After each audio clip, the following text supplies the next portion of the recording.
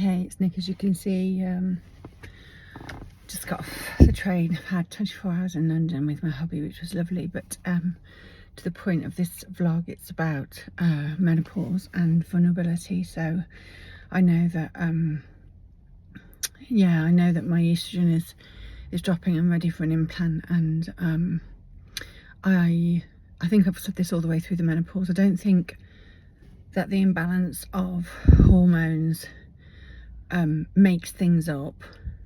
I think what it does is it amplifies stuff that is there or hidden, and brings it to the forefront and kind of presents it back to me to be dealt with. And the big thing I'm feeling and have felt actually for the last couple of days is about vulnerability, and it's about revisiting times in my life where I have felt hugely vulnerable for really quite prolonged periods of time, and I wonder whether those feelings of vulnerability and when they happened just need a little bit of kindness and healing. And maybe that's what is a great thing about the menopause and that imbalance in our hormones, is that, you know, we could say it's a bit of a navigational tool to point us to where we need to be.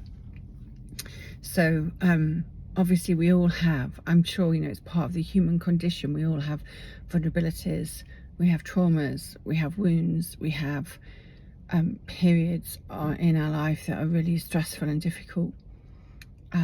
One of the things that's really hit me today, it's A-level results day.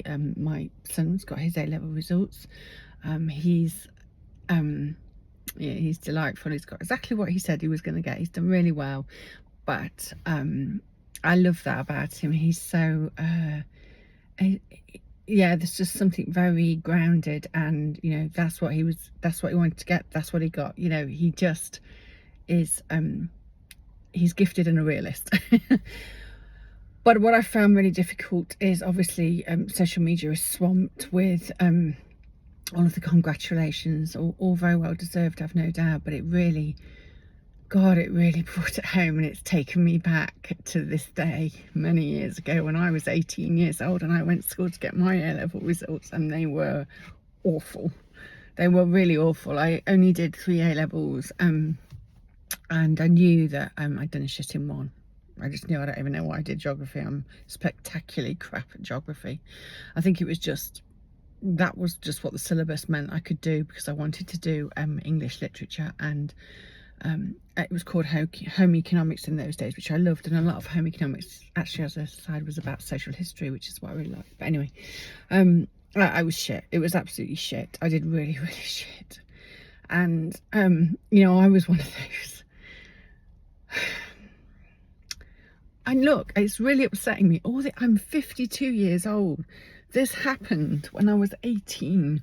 But, you know, I came from a world where, you know, we grew up on a council estate, and there weren't massive expectations around what kids like me were going to achieve. You know, I wasn't born into a world where that was a normal expectation.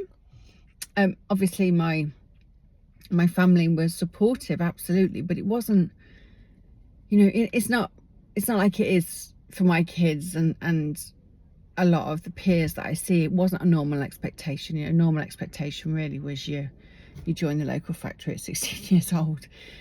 As it happened, I surprised myself. We were the first year to do GCSEs, and I did GCSEs. I did really well in them. I did really well, and I was completely surprised.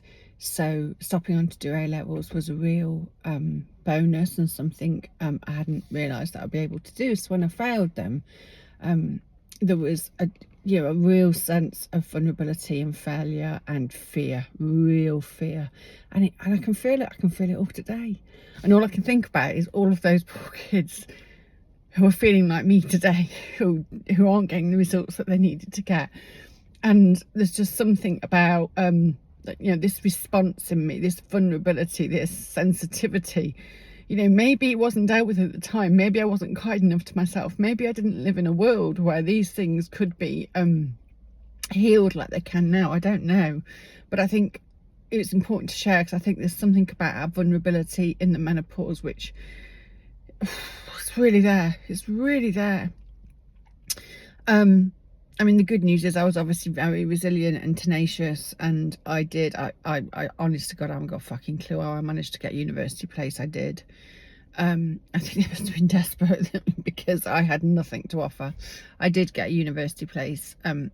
It wasn't the most, it was a mixed time. The first couple of years at university were kind of okay, but the last couple of years I did a 4-year degree were pretty horrendous actually. It wasn't a particularly happy time in my life at all. And I think I was just so dogged and determined to get a degree, because in those days, without that, I just couldn't see a way out of basically the poverty I lived in and the life, you know, the very, when we talk about working class now, fucking hell, you know, I'm thinking, I think back to when I was, you know, growing up and a teenager, and, you know, the credit cards didn't exist really, not for people in our circumstances. And if you had no money, you really had no fucking money.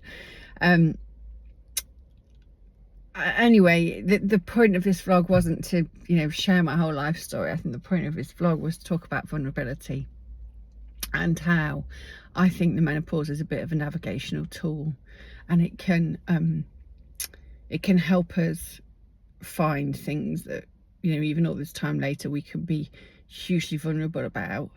And I have, you know, I can feel it. I can feel what it's like for those kids today who aren't getting what they're going to get. And I've already done one post this morning to say, actually, don't worry about it, because, you know, my husband, my gorgeous husband, who I love dearly, he worked really hard at school. He got 5 beautiful A levels. You know, he was your straight A student. He got 5 beautiful A levels. He went to Durham University. He, you know, had people queuing up to give him a job when he graduated. You know, I, on the other hand, was a, you know, I kind of think of myself as a street trader, to be honest. You know, I was savvy. I cobbled together a degree. I worked my arse off. You know, people weren't queuing up to give me a job out of university, that's for sure. But, you know, 11 years after that horrible day, that fucking horrible day, which I will never forget, and that sickness and that fear and that vulnerability of how will I ever make my life better? I met my husband at work. So we both ended up working for a top tier blue chip firm. We both ended up, you know, same professional status, same monetary, all the rest of it. We both ended up with very, very successful careers, but the route to those careers was very, very, very different. And the reason I wrote the post on that this morning was because I'm hoping it might give some comfort to the parents out there who are having to stomach all of these wonderful social media posts about how well everybody's done. And if, you know, you were like my parents and you're that teenager that was me all those years ago, that's quite a difficult reality to live in, isn't it?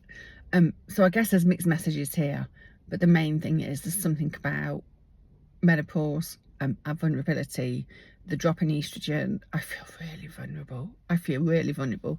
This is what I feel vulnerable about today. I'm triggered. I'm sure there will be something else that I feel vulnerable about tomorrow that might trigger me. The sensitivity, the ability to be triggered, the acute sense of vulnerability, the revisiting how I felt in those periods is very, very, very amplified as my estrogen has dropped. And I think that there is a very important emotional healing required here, which isn't just about whacking some more estrogen, and it's also about saying, what was it that made me feel so vulnerable, and what do I need to do to you know, I don't know how to say it. I don't want to whitewash this stuff, but I don't want to be a victim of it. You know, actually I did respond with great resilience and tenacity, and I made something out of my life. But equally, you know, those scars are still there under the surface, and maybe, you know, that also links into all kinds of things about self-esteem. I'm sure people would look at me and think I have absolutely shitloads of self-esteem. Actually, a lot of the time I don't. I still rock up and do it because actually I think it's more important to be brave. And I don't think we ever reduce our fear. I think we just get braver. And actually it makes it worthwhile if, you know, feeling shit or vulnerable or sad or worried or anxious about something can actually be turned into a positive, in terms of, you know, me too, and embracing the human experience and saying, what can I do with this? I think perhaps the best thing is just going, I recognise it. I recognise it. I recognise this vulnerability, and, you know, I hear it, and I'm just going to sit with it. I'm going to allow myself to, you know, revisit those days and remember how I felt. And I'm going to allow myself to cry and feel sad and vulnerable about it, to let it move, because there's always something about the movement and letting it out, which is why it was really important for me to talk about it today. It's a big deal, and maybe we just need to be more open and kind to our vulnerability. I don't want to hide it. I don't want to hide it, because I know, yeah, I remember that young girl at 18 years old who thought she was screwed. And it was a really scary feeling. So that's today's post. So lots of love to everybody. Take care.